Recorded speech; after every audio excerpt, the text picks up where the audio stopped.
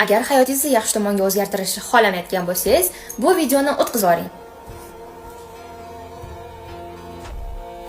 Tushunarli.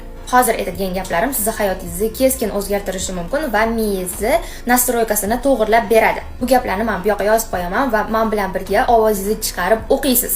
Ma'nosini oxirida tushuntiraman. Demak, boshladik. Men o'z ifodamda betakror va dahoman. Men yaratadigan g'oyalar dunyoni yanada yaxshiroq tomonga o'zgartiradi.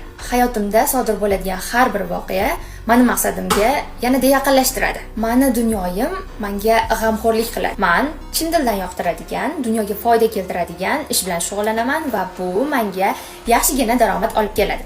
Men boylikka munosibman va farovonlikda yashayman. Endi ma'nosini tushuntiraman.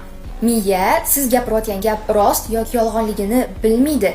U siz hozirgi zamonda gapirayotgan bo'lsangiz, bu informatsiyani fakt deb qabul qiladi va bu narsalar sizning hayotingizga kelishi, sizning hayotingizda paydo bo'lishni boshlaydi. Buni manifestatsiya desa ham bo'ladi. Videoni saqlanib qilib, har kuni o'zingizga o'zingiz takrorlang.